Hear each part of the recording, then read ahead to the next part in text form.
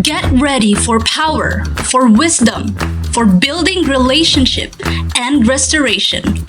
Welcome to Simbalay. Ang Simbalay gimodelo ni Jesus sa iyang mga katawhan. Kita nga templo sa Dios magasimba sa atong mga panimalay. Mao kini ang panagtapok sa duha ug tulo. Matud pa sa Mateo 18:20, kay kun may duha o tulo nga magkatigom sa akong ngalan, anaa ako uban kanila. Ang simbalay mao ang pagsimba nga ang matag usa maghalad sa iyang kinabuhi, kay mao kini ang tinuod nga pagsimba. Ingon pa sa Roma 12:1, busa mga igsoon, tungod sa dakong kaluoy nga gipakita sa Dios kanato, hangyoon ko kamo sa pagtugyan sa inyong kaugalingon ngadto sa Dios ingon nga buhing halad, balaan og makapahimuot kaniya. Mao kini ang matuod nga pagsimba nga angay ninyong ihalad. Matukod ang atong mga panimalay diha sa mga pagsimba ug panaghiusa. Simple nga pamaagi apan dako og kahimuan sa daghang mga kinabuhi. In Simbalay, we are reaching out souls in the sanctuary of our homes.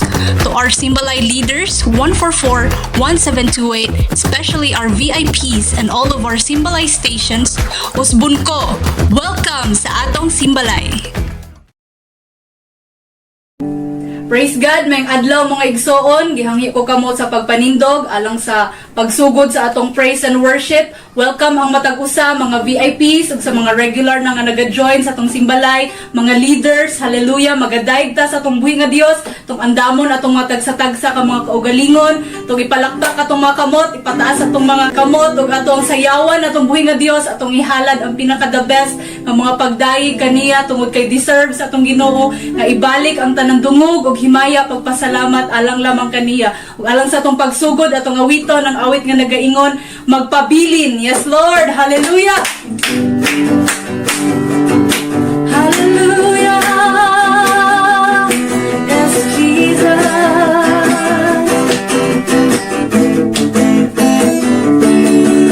Pagkahanindot ang kinabuhi Kristo hanon sa kaghagalan puso magkapahiyo di hapon walay angay gakabalagan kisya nga nagpuyo ka nato magagagahon sa tanan pagkanindot ang kinabuhi Kristo hanon bisag daghagalan puso magkapahiyo di hapon walay angay gakabalagan kisya nga nagpuyo ka nato magagagahon sa tanan magpabilin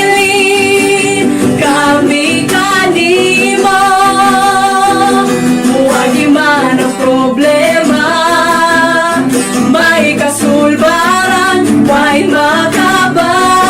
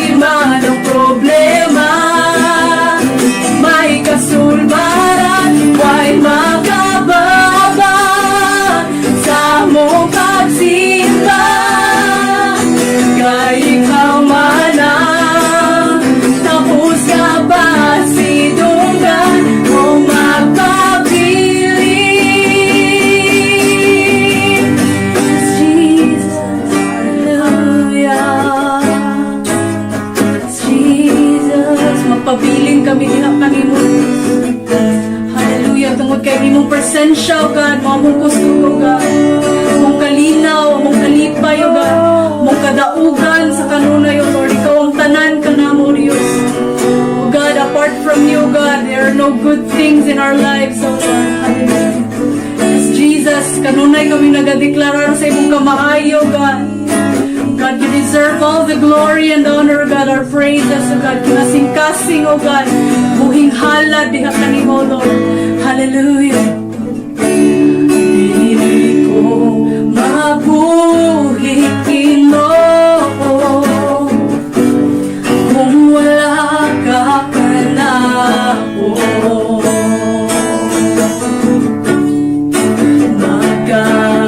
Magaguliyaw ang kinabuhi ko, malayo ako kanimo.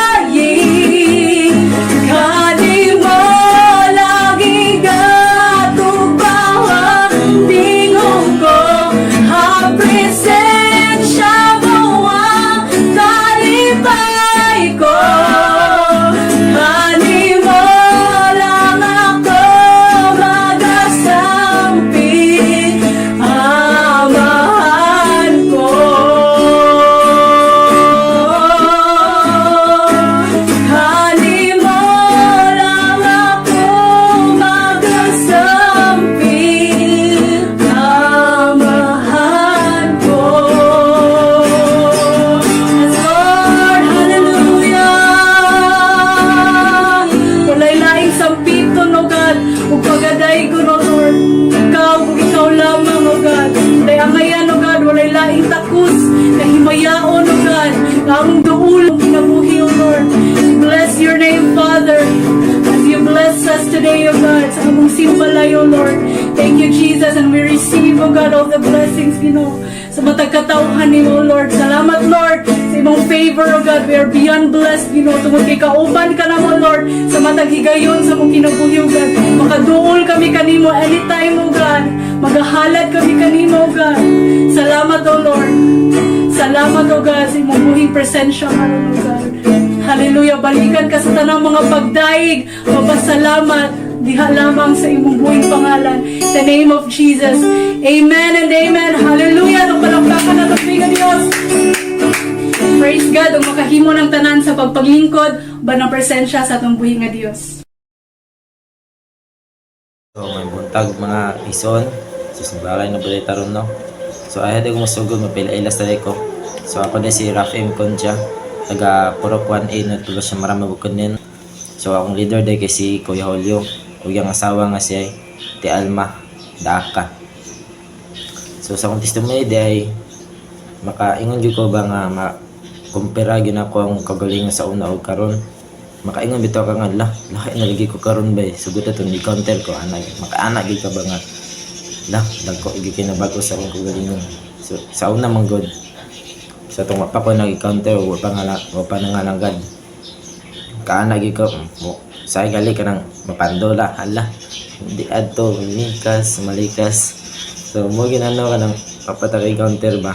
Simunigi ko na nga, sa una, gabi ko malikason, gabi malikas ba?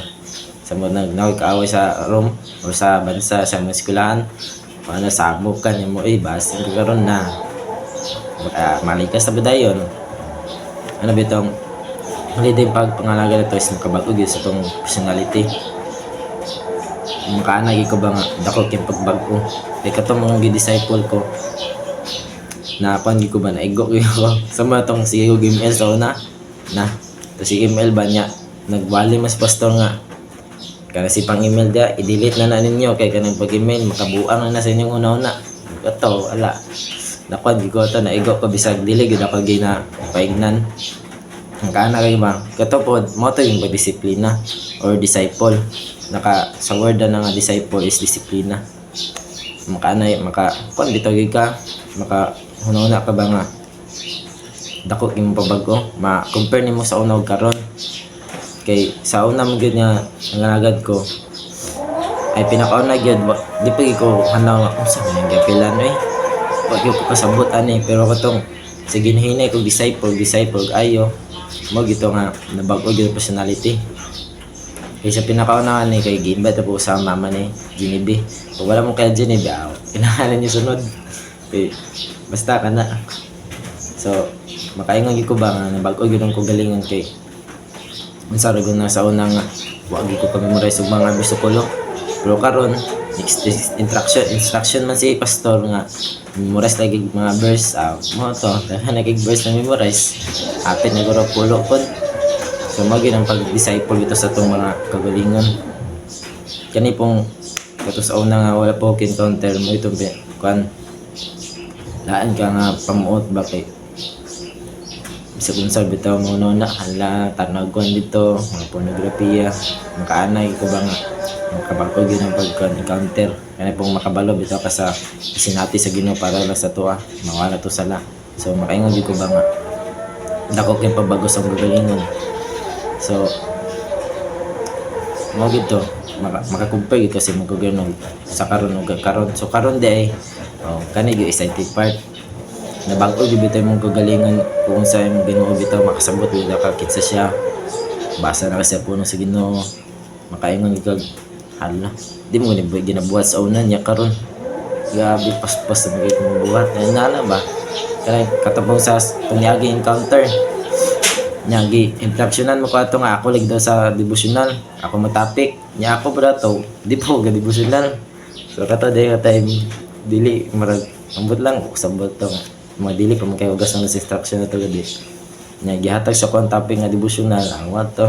Gamay na yung istorya niya. Pag humano istorya, daghan na kay ni sulod sa una nga mga ipaistorya na nabitaw maka sisig bitaw kanang siya nga ato daghan man tayo kami istorya pero kato sa tubangan murag nawala mga kung una-una nana mga pan ba pero tryan man gyud ako kay kanang pag-try na to ma-testimony gyud nato na sunod mo testimony gyud ko tong gitryan ako nga topic tong devotional niya ako yung kan banggalag o ako kabalo sa tong devotional so ayaw day ko mag-inday ana day o ingon dia sa mga lain niya igsoon dia nga kung tryan bitaw mo sa instruction sa pastor o pastora ninyo kanang ingnan mo discipline mo ba disciple try gyud ninyo kay example may ingnan mo sa pastora nga kamay magwali o mag-share o mag-ampo try gyud ninyo di mo nga mo dili-dili ra bitaw kay sunod pohon makadala mo inyo ang tao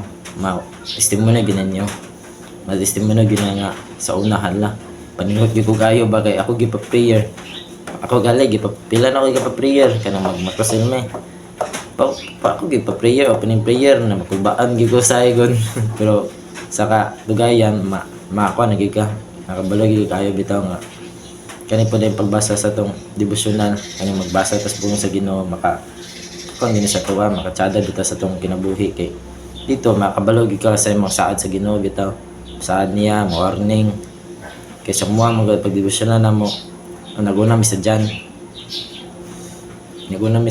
tas wala po dahil ko nagbasag ayaw taga-adlaw so mo to posisi po na ako nga adlaw ako nagbasa rin devotional ron ba minsan naman wakoy report na sa mong leader so mga to karon sugod ko kayo ako nag-istrito ng devotional kay ang devotional man gyud kay maka bago sa tong kinabuhi makaning matawag dito tag extraordinary pasabot na extraordinary kay kanang sample ako nga kabalo na sa mga Biblia ug sa tao nga wa pa kabalo ikaw nga kabalo gid ka nga kabalo na ka memorize ma-compare bitan nimong lain nga tawag ikaw so ikaw nga may na kay mo memorize dia maginang kwan sa mga matawag nga extraordinary ba kay nakabalo ka sa mapulong sa Ginoo niya kanang uban dia nga wala pa bitaw gabasa ana na maginamayingon ako nga padayon kita sa pagmangalagad kay kini pagmangalagad nato is makabago ni sa tong kagalingan sa mga nag-disciple ta sa tong leader or pastor makaingon gyud kag sada sa pastor kay nakabago bisang kagalingan ba so mao guro to no so salamat. Hallelujah, glory to God. Maayong adlaw sa tanan mga kaigsuonan ko. Welcome ta sa ato ang simbalay, ang pinakaminungdanon nga parte sa atong kinabuhi mao ang pulong sa Ginoo. Ang pulong sa Ginoo usa di siya ka mensahe alang kanato aron mo'y maghatag kanato og dugang kasayuran mahitungod sa unsaon pagpangalagad ang Ginoo. Unsaon pagsimba ang Ginoo ug unsaon ang ila kaniya nga siya gyud ang tagiya sa atong kinabuhi. Usbon ko maayong adlaw sa tanan nagapatalinghob sa pulong sa Dios, mga pagpangumusta ug mga timbaya kaninyong tanan diha sa inyong mga nahimutangan sa inyong tagsa-tagsa ka mga panimalay sa atong simbalay. Ang simbalay usa ni siya ka pamaagi nga ang usa ka pamilya mag-usa magtipok alang sa pagsimba sa Ginoo, pagpaminaw siyang pulong o paghatag og mga testimonya usab sa matag usa unsa ilang mga kasinatian sa dihang nindesisyon sila sa pagpangalagad sa Ginoo. Ang pagsimba mga kaigsuonan mahinungdanon kayo kini sa atong mga kinabuhi. Tungod kay usa ni siya ka paagi nga mahalad nimo, ma-present nimo ang imong kaugalingon ngadto sa Ginoo ingon nga siya mao'y tag-iya sa imong kinabuhi. Kaya nga itong mga kinabuhi, mga igsuon karon, naa na ta diha sa Ginoo. We are in the light. No? Naa na ta diha sa pulong sa Ginoo. Kaya ang tao nga wala sa pulong sa Ginoo, yang kinabuhi na sa kangit-ngit. Nanimuyo siya diha sa landong sa kangit-ngit. Kibalo na mo, na kining kangit-ngit, mao ni siya ang lugar nga dili maayong puy-an. No? Kibalo kita mga igsuon nga pag magpuyo ka sa kangit-ngit, wala jud kay mahimo diha nga mga bulaton. Wala kay mahimo diya nga trabaho. o di nimo ma-appreciate unsa ang kanindot sa palibot kung nakas kangit-ngit. Di ka kahibalo o kinsay kauban nimo, unsa imong matumban o unsa ang imuhang makita kay ngit-ngit man. Di po kahibalo nga naanay parte sa imong lawas nga bling tungod kay naa mangkas kangit-ngit. But na kung ipahibalo kanimo igsuon nga kining atong simbalay importante kayo ni sa atong mga kinabuhi. Usbo na ko, by the way, good morning to all. Kung udto man mo nagsimbalay, maayong udto. Kung hapon man mo nagsimbalay, maayong hapon. Ang importante nga naa kita karon, gibutang nato ang atong presensya diha sa pulong sa Ginoo o diha sa mensahe nga atong nadunggan. Magampo na kita sa di pa mo padayon, ibutang nato ang atong kamot sa atong ulo, aron lang atong ulo tagaan tag kahibalo og kaalam sa Ginoo para masabtan nato iyang pulong. Kanimo Ginoo nga labing gamhanan, panalangin ni akong hunahuna kasing-kasing nga modawat sa imong pulong, nga motubo ako, malig-on ako, madasig ako ug ang akong kinabuhi mahimo kini nga usa sa mga pinakaimportante nga lugar aron ang imong pulong makapuyo. Panalangin ni ako, Holy Spirit, dihugi ako, Holy Spirit, abangi ako, nga masabtan ako ang mensahe sa Dios nga pagadadon sa imong alaga. Tagaya ko gunahuna, limpyo nga unahuna kasing-kasing, nga masabtan ako imong katuyuan. In Jesus' name, Amen. Pagka na ito ang Ginoo, mga igsuon. Hallelujah. Usbo na ko, alang sa tanan nga karos to ang simbalay. Aduna kitay doon prayer matag kadlawon igsuon. Kung ikaw usa ka leader, usa ka tawo nga madlokon sa Ginoo, usa ka tawo nga ang imong kasing-kasing naagyod ang gugma sa Ginoo, gidasig ti ka igsuon nga mojuin ka kanamo diha sa alas 4 ang takna sa kabuntagon sa mga pag-ampo ug sa atong mga primary leaders sa alas 3:30 sa kadlawon. Nagatuwa ko igsuon nga kini atong ginahimo usa kini nga pamaagi aron nga ang atong kinabuhi safety kanunay sa matag adlaw. Kay balo ka ang pag-ampo mao ni siya ang proteksyon sa usa ka tawo sa iyang pagliyok-liyok kada adlaw nga dili walay buhat sa kaaway nga moatake nimo, walay buhat sa disgrasya, walay buhat sa balatian, mga high blood, mga stroke, walay moabot nimo nga mga buhat sa kaaway tungod kay everyday protektado man ang imong kinabuhi sa mga pag-ampo. Tungod kay ang mga pag-ampo mao ni ang pamaagi sa usa ka tawo nga mangayo siya tabang sa Ginoo sa matag adlaw siyang kinabuhi. No dili lang ta mga tabang sa Ginoo human hitabo. Dili lang ta mga tabang sa Ginoo human nga giatake kita. Kung dili wala pa moabot ang katalagman, balatian, aksidente, disgrasya, nakapangayo na tagtabang sa Ginoo, proteksyon sa Ginoo, na kita makalikay o kita mahilayo sa tanan nga mga pana sa kaaway.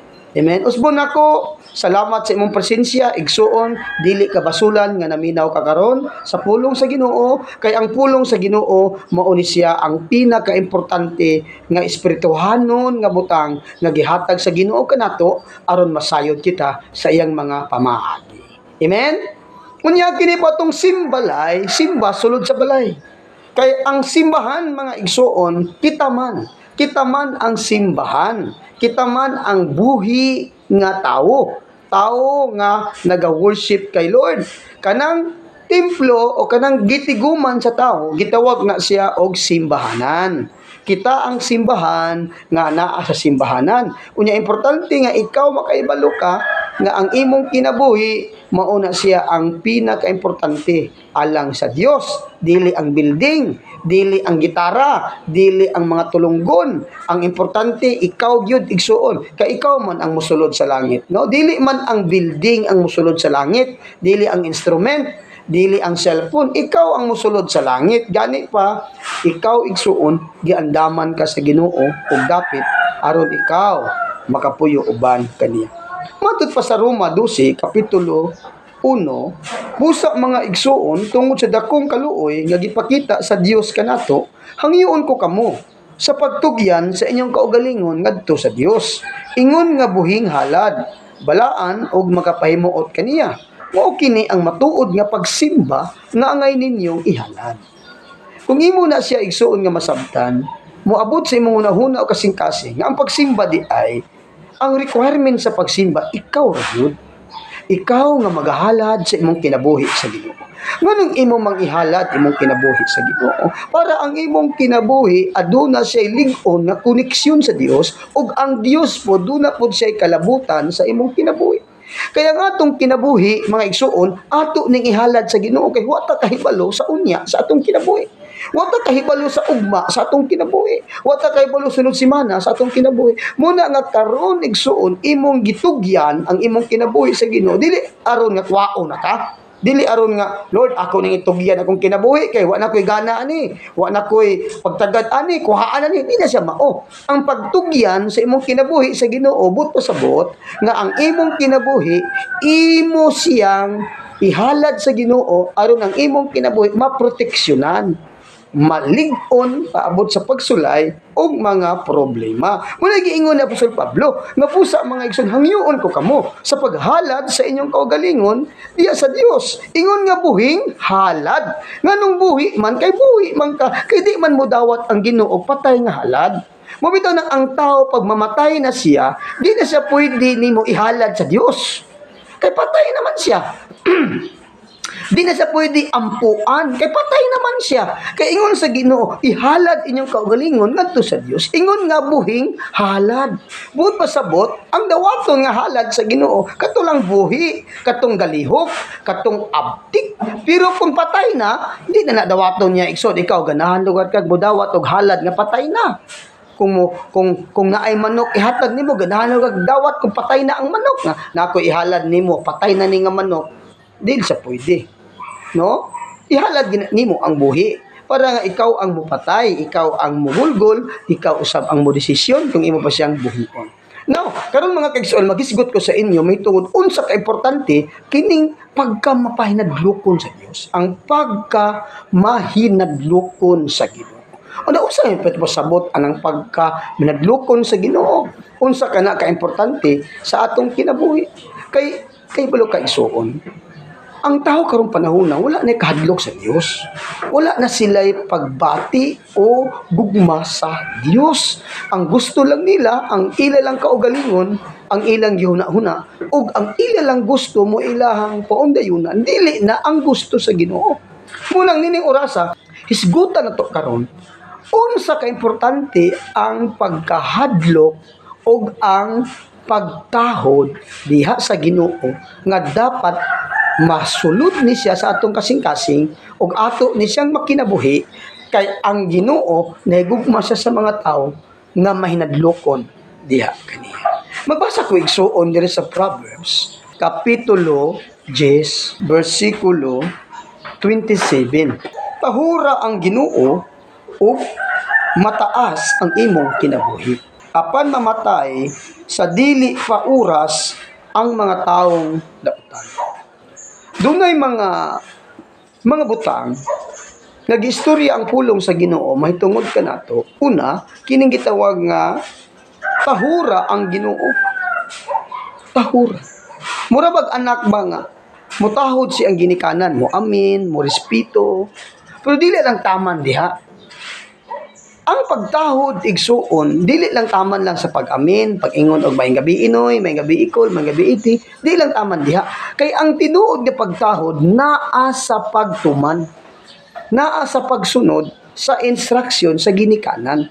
Og ang Ginoo gusto siya nga kitang iyang mga binuhat, kita nga mga tao nga nakadawat og kinabuhi nga libre gikan sa Dios, nakadawat og kusog gikan sa Ginoo, nakadawat og mga panalangin matag adlaw gikan sa Ginoo. Usa sa gusto sa Ginoo nga ibutang sa ato kining pagkaminadlokon kaniya. Unya kining pagkaminadlokon kaniya igsuon ingon pa dinhi nga tahura ang Ginoo ug motaas ang imong kinabuhi. Nganong mutaas man imong kinabuhi? Kay kung ang tao nagminadlokon sa Ginoo, naa ni siya'y panahon nga igahin diya sa Ginoo. Una, mutaas gid imong kinabuhi kay kung minadlokon ka sa Ginoo, magahinam kag panahon sa pagampo. Kung minadlokon ka sa Ginoo, naa naman kay oras sa pagigistorya sa iya, kay igsuon ang makahatag ug makapataas sa imong kinabuhi ang Ginoo. Dili ang imong gikaon. Dili ang imong trabaho ang makapataas imong kinabuhi.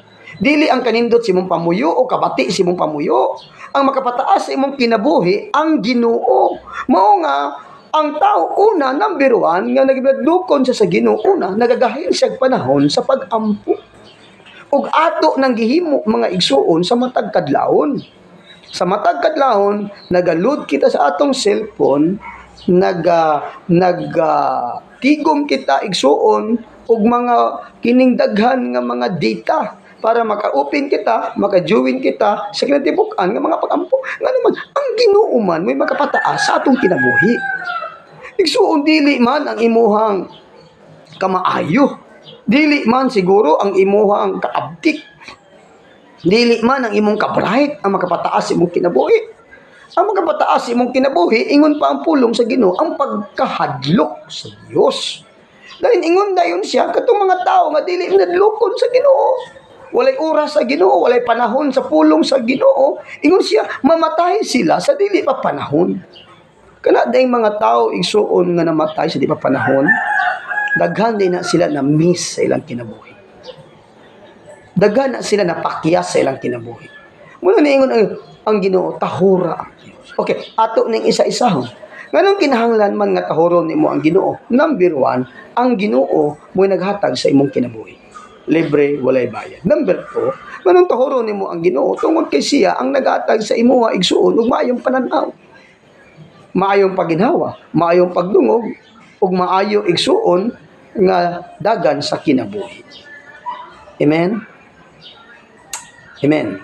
Ikaduha, nganong mutahod ka sa Dios. Sa panultihon 14:27. Ang panultihon 14:27 naghatag siya support nganong kinahanglan nga ang tao magmadlokon sa Dios. Ang pagtahod sa Ginoo tinubdan sa kinabuhi ug paagi sa paglikay sa kamatayon. Kung gusto ka makalikay sa kamatayon, ang pinakaunang buhaton nimo mao kining pagtahod o pag-ila sa Dios. Kaya ang kamatayon igsuon, mahitabo lamang kini sa katao sa dihang siya mahilayo sa Dios. Kaya ang Roma 3:23 nagingon, nakasala ang tanan og nahilayo sa himaya sa Dios. Og ang Roma 6:23, ang bayad sa imong sala nga nahimo mao ang sala. Mao ang kamatayon. Mao nga ang kamatayon makita nimo bisan asa. Bisan asa makita nimo ang kamatayon. Sud man ka sa balay, pwede ka mamatay. Gawa sa imong balay, dito sa imong trabahoan, o sa imong pagbaklay, sa imong paglakaw. Tanan nimong padtuan igsuon na agit ang kamatayon, tungod kay ang kamatayon mao ni siya ang butang nga resulta sa usa ka nahimo nga sala sa usa ka tawo. Ug ang usa ka tawo sa diha nga nakasala siya, ang kamatayon mao'y bali-bayan. Pero ang solusyon sa Ginoo igsuon sayon ra kayo. Aron ka makalikay sa kamatayon, kay kining kamatayon duha kini siya ka klase. Duha kini siya ka hutong. Dahil part 1 ug naay part 2. Ang unang part sa kamatayon, kanang part 1, kamatayon sa imong lawas. Gitawag na siya og death in your physical body. Ikaduha kamatayon igsuon kanang gitawag nga spiritual death. Nga ang imong espiritu, gitawag na sa spiritual o espiritu, ilabay siya dito sa impyerno. Dito sa impyerno, moto ang lugar nga ang tanang tao nga napakya sila sa pagpangalagad sa Ginoo sa yuta, sa buhi pa sila sa yuta, wala sila magtahod, wala sila miila sa Ginoo, wala sila mga lagad sa Ginoo. Tanang gilabay sa impyerno mo ni mga tao nga na-miss nila ang oportunidad, ang pribilehiyo nga mga lagad sa Ginoo, musimba sa Ginoo, magtuon sa pulong sa Ginoo. Karon, unsa may solusyon sa Ginoo para nga kining ikaduhang kamatayon, kining pagtampog nimo dito sa impyerno masolusyonan. Ang solusyon sa Ginoo makita diha igsuon sa Juan 5:39. nagtuon kamo sa kasulatan, kay nagtuo man kamo nga diha ni ana makabaton kamo sa kinabuhing dayon. Kini ding pagtuon sa pulong sa Ginoo, mao din ay usa ka paagi sa pagtahod sa Dios. Sa diha nga nagtuon ka sa pulong sa Ginoo, nagahin kag panahon sa pagtuon sa Ginoo, ang result ana igsuon kinabuhi nga way katapusan. Niya pay usa mga igsuon nga mas makita nimo ang ebidensya nga ang imong kinabuhi naa na diha sa Ginoo kining ikaduhang Timoteo 3:15. Kay nasayod ka nga sukad pa sa imong pagkabata, nagbasa ka na sa balaang kasulatan. Kini maoy nakahatag kanimo og kaalam ug naghatod kanimo ngadto sa kaluwasan pinaagi sa pagtuo kang Kristo Jesus. Importante kaayo kining pagtuon ug ang pagbasa sa pulong sa Ginoo kay mo ni paagi nga ihatod ka ngadto sa kaluwasan. Sa dihang unsa imong nabasahan gikan sa pulong sa Ginoo, unsa imong nadiskubrihan diha nga mga mensahe, kana imong i-apply sa imong kinabuhi para mahimo na siyang kaalam. Kay ang pulong sa Ginoo mao ni siya ang kaalam sa Ginoo nga gusto niya nga moabot sa imong kinabuhi. Gusto sa Dios nga moabot diha kanimo ang pulong niya para makabaton kag kaalam. Unsa imong himuon o buhaton aron kana nga kaalam ihatod ka ngadto sa kaluwasan. Amen. Muna nga importante kay mga igsuon nga ang atong kinabuhi nagtuon sa pulong sa Ginoo ug nagbasa sa pulong sa Ginoo kay mao kana siya ang paagi sa pagtahod o pagkahadlok sa Dios. Magampo kita kanimo Ginoong labing balaan, panalangin ni ang mensahe nga mga dunggan na kini Ginoo maghatag og dako kaayo nga pagtulun-an sa among kinabuhi. Tanang naminaw sa mensahe imong i-bless. Ablihan nimong unahuna o kasing-kasing nga ang mensahe mosunok gayud sa iyang kasing-kasing. Kini akong giampo sa ngalan ni Jesus. Amen. Mayong adlaw sa tanan. So karon ako day ang mag-challenge for giving sa atong tithes and offering. No, at ako lang ging-encourage ang matag usa nga dapat masabtan nato ni kung unsa gid ang tithes and offering. Tithes and offering is part ni sa ato ang ministry nga kinahanglan nato gid siya buhaton. Kay ang ato pong tithes and offering is test pud ni sa ato ni Lord kung unsa pud ka faithful diha sa mga panalangin nga iyang ginahatag sa ato no nga kung gipanalanginan ta ni Lord dapat ibalik pud nato ang portion nga para sa iya So na ako'y verse diri nga i-share sa inyo Deuteronomy 28:8 niingon siya diri, punon sa Ginoo ang inyong Dios ang inyong mga kamalig ug panalanginan niya ang tanang buhaton. Panalanginan kamo niya didto sa yuta nga gihatag niya kaninyo. No, anak ko ni ba nga kung the more ka nga maging responsible sa pagbalik sa unsa ang ginapanalangin ni Lord sa imo. Si Lord pod is the more pod siya nga mo bless sa ato ang kinabuhi. Dili i-thank you ni Lord ang ato ang mga offering, dili i-thank you ni Lord ang atong tithes, but the more ka nga magahatag generously, the more pod nga mag-bless si Lord sa ato ang kinabuhi. No, ang giving nato is dili man niingon nga hatag na hatag lang, but kinahanglan nga muhatag ka heartily and faithfully. Nga muhatag ka nga naay kalipay sa imong sulod. Kay lahi ang imong paghatag kung napugos ka kaysa maghatag ka nga naa ang kalipay. Kung napugos lang ka sa imo ang paghatag, mas maayo nga dili na lang na nimo ihatag, kay useless lang na. But the more ka nga muhatag, once nga muhatag ka, dapat nagid ang kalipay. No, kay nalimalipay pod or malipayon pod nga mo receive si Lord ana nga offering. No, dili mo sugot si Lord nga magsakit sa imong buot ang paghatag. But niingon gid siya nga hatag nga kanang gawas nun, hatag nga malipayon. Kay ngano ang atong offering diha kay Lord is protection siya sa atong pamilya, sa atong mga anak, sa ato ang pagpanarbaho, pag-eskwela, tanan siya protection. But dili lang ingon nga protektaran imo ang financial nimo. But ang atong tithes and offering, siya ang mag-cover, siya ang mag-protect, siya ang siya ang mag-bless ka nato sa tanang area sa atong kinabuhi. Dili lang sa financial, dili lang sa family, but sa tanang area sa atong kinabuhi. No, i-share lang nako gamay akong testimony no nga. Before, ang income sa akong husband is nagid sa part nga dinagko siya. But matingala ka ba nga dagko man unta ang income, but wala gyud igong ma-receive na mo yang sildo. Pag abot sa among mga kamot, mahanaw lang dayon. Which is sa diha nga time nga nag-give me faithfully sa among tithes, sa among offering, no? Naghatag gyud mi sa amo ang ikanapulo diha kay Lord. Bisag unsa kagamay ang income or bisag unsa kagamay ang sweldo nga among ma-receive, is ginahatag gid namo ang 10% diha kay Lord. Ug didto nakita namo bisag unsa siya kagamay or kanang moingon ka ba nga dili gid pareha before nga ninagko ang income, but naay something nga ginabuhat si Lord nga bisan tog unsa kagamay is dili ka gakahutdan. No, dili pud ka nga bisan tud og gamay ra imong sweldo, but dili ka wala ka gakabala ka, wala ka kaguol kay nakabalo man ka nga once nga mo give ka ni Lord, once nga mo ibalik nimo kung unsa ang ginabless ni Lord sa imo, ginahatag ni Lord sa imo, iya po nang ibalik sa atoa tinilo-tilo.